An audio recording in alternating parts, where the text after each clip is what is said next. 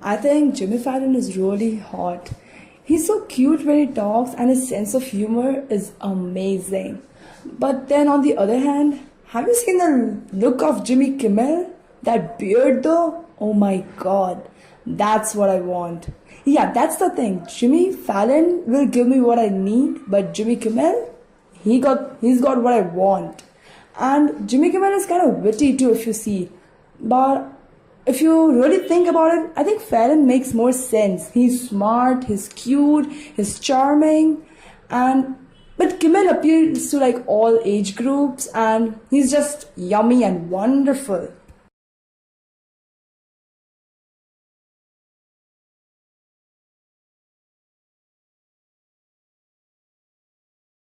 The thing that I hate about having a bath is that I gotta wash my hands twice, not once, but twice during having a bath. How does that even make sense? Does it? Doesn't to me. Well, once after I wash my dick and the second after I wash my feet. Makes no sense. I'm having a bath and I still gotta wash my hands. Pisses me off every morning.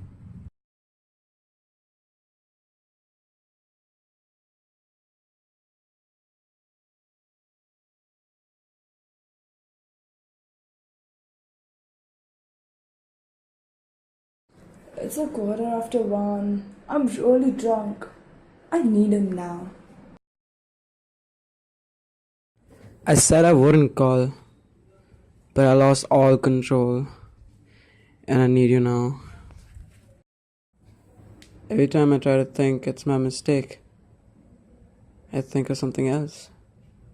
Because you make it so evident. You make it so evident that you're gonna blame everything on me. How is it gonna work if you're gonna blame everything on me? It can't be this way. You can't have it 80-20 or anything less than 50-50. It's the two of us that counts. I said I wouldn't call, but I'm losing all control. I need him now. So I create fights in my head. I do that. Do I? I create scenarios where I like to fight with you. Is that what I do? Is that all I'm there for? I thought it was better if it was just having fun. But apparently, I'm the one causing all troubles, aren't I? You know, for all you say, you're not the kind of guy who can put something in a bottle and chuck it away. I know you're not. On the surface of things, well, you can say whatever you want, but it's always different on the inside, isn't it?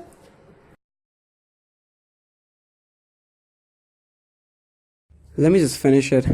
Let me just meet that person. Let me just meet that person and finish this all with. I've had enough of that. I don't want any more of this nonsense.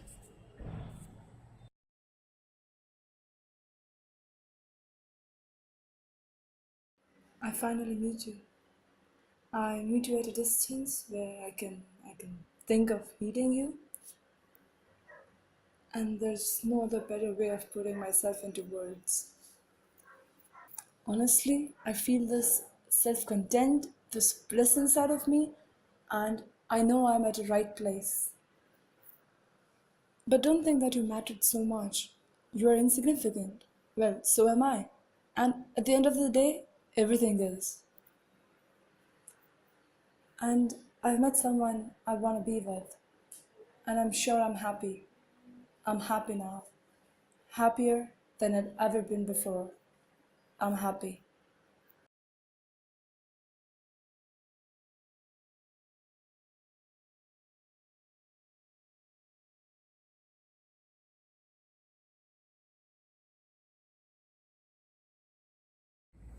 So, as you just saw, the video that I made on love signifies something much more adequate than we should really.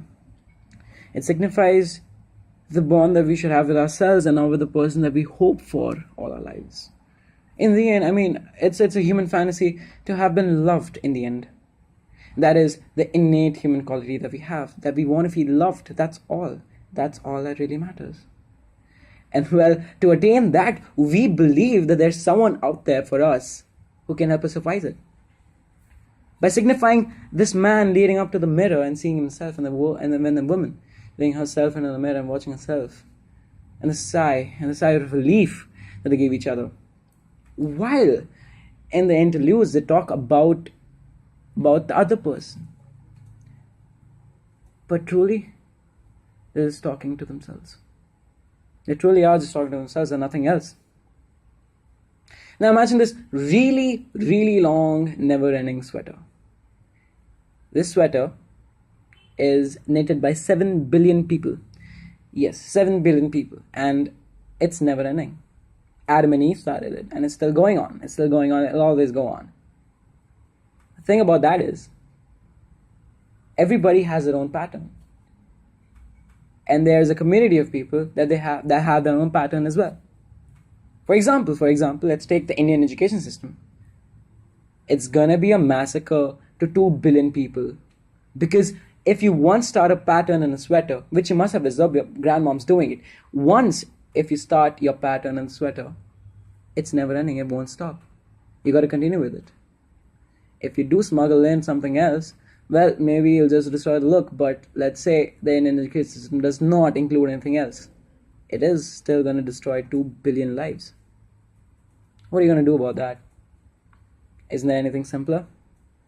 Is there anything better to do? Maybe not. So what it is.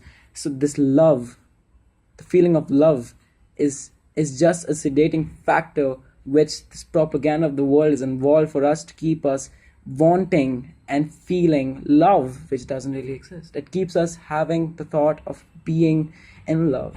Now all these movies and songs that we hear today, they all do that. They all are manifesting us into believing and adapting into a world which can be whatever we want to make. Now I find this really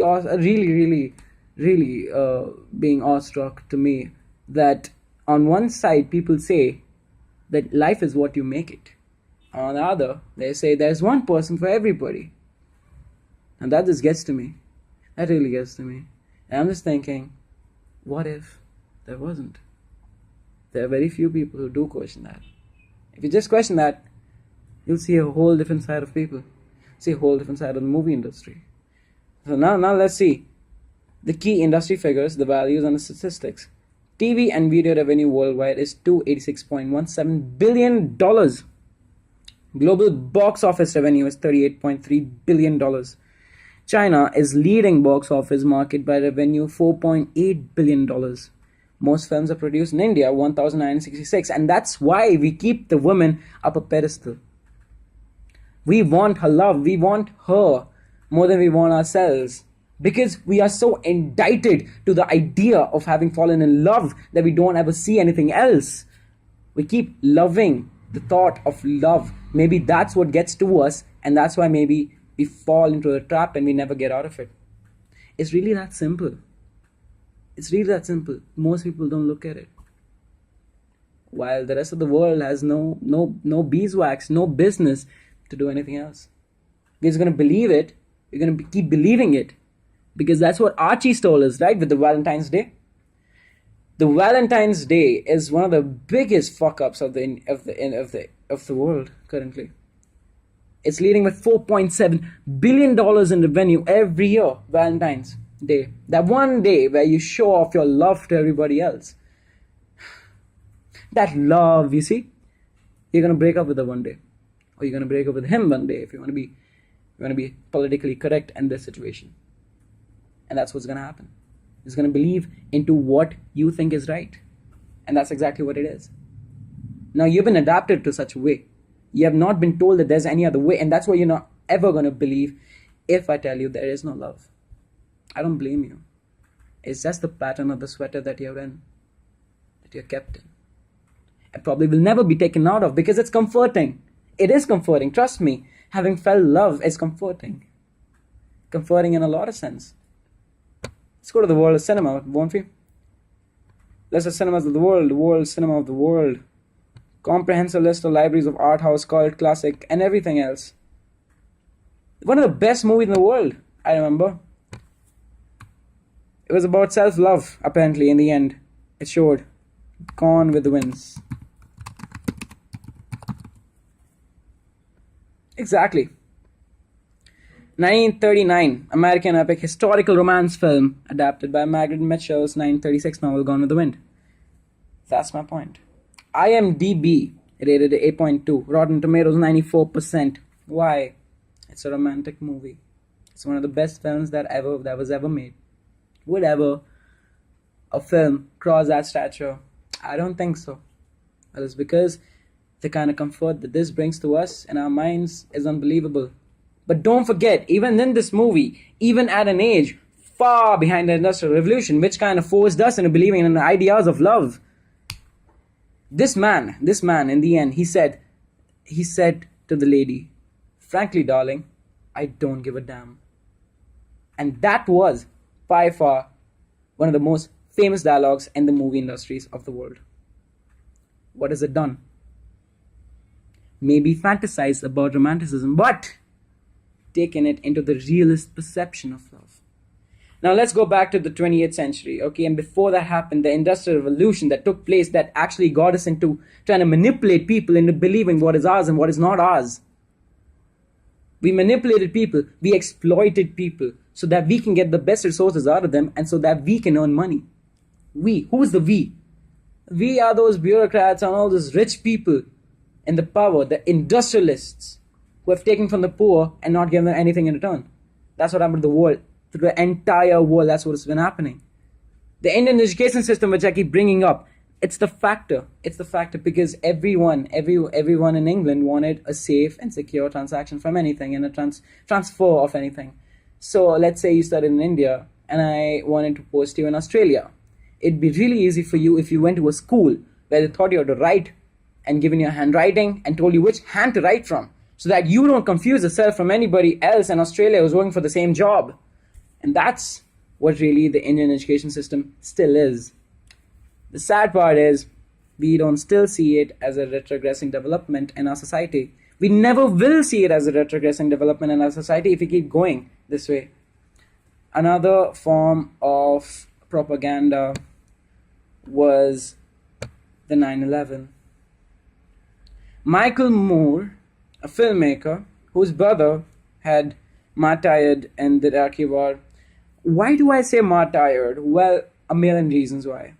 But the one that stands very close is that in USA, if you're killed from the country's aspect of giving them victory, that's when you say you're martyred. But wait a second, the gun laws in the USA don't affect that, do they? Do they? No, they don't. Anyway, point I'm trying to make is there have been a lot of speculations. They can go to CIA whistleblower Suzanne Linder, who brought out the truth of 9/11. What about 9/11, you may ask? About 9/11, the thing is, 6 months prior to the actual bombing of the two towers, there were rumors that were heard by Susan Linder about Iraq. What were they? The US government, the military, was pressurizing Iraq to get inside the system and to try to get out the people who are going to bomb the society. Apparently, these people had got the news and they wanted it. They wanted the truth out of the system and they wanted it out of Iraq. Well, it was a propaganda. It was based so that USA could get to Iraq's way into monopolizing the oil business in the Middle East. They wanted a war. The only way they can wage a war against Iraq is by creating a scapegoat. And what can be a bigger scapegoat than bombing your own bloody towers? Yes. Now think about it logically. I'll show you a video of the 9/11 as well. The point is, a plane, merely a quarter of the whole size of the building, crashes into it. Do you expect the building to collapse, to come straight down? I don't think so. It's logically and physically incorrect. Even physics doesn't appeal that. Nah, it doesn't appeal to physics at all. The only real reason is that there was thermite inside the building. And that's what CIA whistleblower was trying to get out of it. She knew it. There was a white van going to the World Trade Center every week, twice every week, 4 months prior to the attack. What were they doing so regularly? They weren't cleaning carpets. No, they weren't. And exactly 3 weeks from the bombing of the bombing of the 9/11, the van disappeared. There was no way. There was no trace of finding the van at all. They brought in huge chunks of thermite. Thermite is steel moltener, and that's how the building collapsed. There was bomb placed inside the building, and there's evidences from the videos itself that there was bombs inside the building. There were planted bombs inside the building, and that's what happened. CIA whistleblower. She has done everything in her power to Hear condemn what it. I have to say, you'll understand why I've reached this conclusion. So I believe both of them happened, okay? And it's also very important for you to know that as the 10-year anniversary of 9/11 comes up, no offense, but you guys have no idea what actually happened. This is like the lies are so much bigger. None of us know what actually happened. The lies are so much bigger. It's so much more tragic than what actually happened. Let's hear Susan Linder say it herself. Than what you know. And it's so much deeper and it's so much more tragic once you have the truth. So on that note, let me just take... Now, was it necessary? Now, was it necessary at all? Why was Iraq bombed? For those industrialists to get their money off the poor people. That destroyed Iraq and Syria now. You can look at the devastation over here. It isn't even funny. America's destruction of Iraq. The birth of Al Jazeera. It's all here. Fun facts. I'll tell you some fun facts. Where was George Bush Jr. when all this happened? When the planes hit the 9/11, the targets, the World Trade Center, where was he? He was in a nursery school reading out a storybook to the fellow students there. That sounds surprisingly funny to me. And when he was told, he didn't move. He risked the life of the kids. Moreover, he risked his own life. And why would anybody risk their own life unless they're 100% completely sure? And wait a second, who are we talking about? He's the most powerful man in the world, the President of the United States. How would he not know something if he's in danger? Well, he definitely knew he was in danger. And that's what happened. He was in danger. But he knew it. He knew that he was in danger, and yet he went for it. Was he patriotic? I don't think so. I don't think he was patriotic at all. He went on vacations after vacations. He knew where he was. Come on, it's the FBI and the CIA. They knew where Osama bin Laden was. But they want to attack Iraq. They want to get the monopoly of the oil business there. That's what happened. Thank you. Done?